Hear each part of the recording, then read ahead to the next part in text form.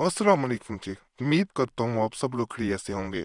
अल्लाह आप सबको अपने ज़ुबान में रखे, परेशानियां दूर फरमाए और अल्लाह की ज़ात किसी को मुहताज न करे, अपनी ज़ात को मुहताज रखे। वही ज़ात है जिसने इंसान को एक नुत्फे से पैदा किया, और वही ज़ात है जिसने इंसान को अशरफुल मखलूक़ात बनाया।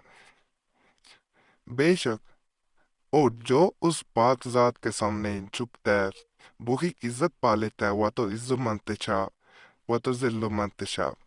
अल्लाह हम सबको अपने रब के सामने झुकने की तौफीक अता फरमाया।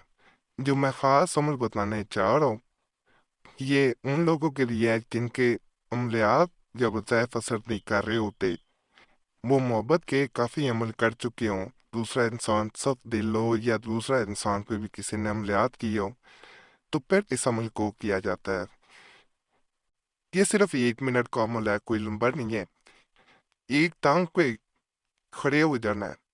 वो ये वजीफा जो बताऊंगा, इसको जैसे तरीका बताऊं वैसे पढ़ना है। इंशाल्लाह इंशाल्लाह ये बहुत ज़्यादा तेज़ असर अमल होता है, इसलिए इसको वो लोग करें जो पहले अमलियात आजमा चुके हो लेकिन असर ना हो रहा हो, क्योंकि ये अमल करने के बाद दूसरे इंसान से जान छुड़ाना, पीछा छुड़ाना मुश्किल भी हो जाता है।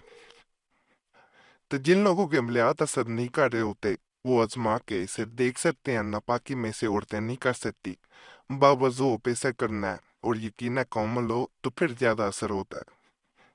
वैसे आमतौर पे आपने सुना होगा कि लोग चिल्ले वगैरह जो है वो सार बांध के तो वो करते हैं ताकि जिन्नात को काबू किया जाए। चिल्ले जो होते हैं ये मुख्तलिफ इकसाम के होते हैं, मुख्तलिफ तरीकों से किए जाते हैं। ये चिल्ला सिर्फ 1 मिनट में मुकम्मल हो जाता है। ये किसी जिन्न को काबू करने के लिए नहीं किया जाता, ये खास कर किसी इंसान को अपने काबू में लाने के लिए किया जाता है। और वो इंसान जो किसी तवीज से या अमल से काबू में ना आ रहा हो, और ऐसे इंसान खास करके जो तमाम अमलियात के बाद मायूस हो जाते हैं और जो ये सोचते हैं कि उनके अमलियात असर क्यों नहीं करते। मायूसी सबसे पहले, जैसे मैंने पिछले भी वीडियोस में बताया, गुनाह है। मायूस अल्लाह की ज़ात से कभी नहीं होना।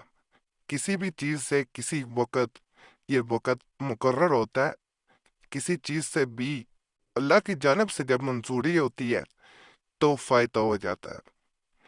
उस वक़्त कोई भी अमल ऐसा असर कर जाता है कि इंसान ने सोचा नहीं होता, और अमल का फ़ायदा उसी वक़्त होता है जब इंसान ने जैसा सोचा हो उससे ज़्यादा उसे रिजल्ट मिल जाए, नतीजा मिल जाए। और इस अमल का अल्हम्दुलिल्लाह जब इसे किया जाता है, जैसे पढ़ा जाता है, तरीका बताऊंगा, तो अल्हम्दुलिल्लाह अल्हम्दुलिल्लाह वो सब कुछ हासिल हो जाता है जो इंसान ने सोचा भी नहीं होता।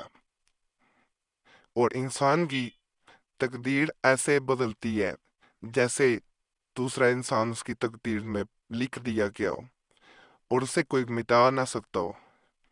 अल्हम्दुलिल्लाह इससे जैसे तरीका आगे मैं बताने लगा हूँ अगर वैसे कर लेती है तो ये दीगर कई अमलियात से बहुत बेहतर है। इसमें इंसान चाहे दूर गया हो, चाहे 7 समुंदर पार हो, ये उस पे भी असर करता है, और वो इंशाल्लाह इंशाल्लाह आपके पास लौट के आता है। और इस अमल का असर जब दूसरे इंसान पे होता है तो उसका रवैया इस हद तक तब्दील होता है कि वो ज्यादा वक्त आपके साथ गुजारना ही पसंद करता है।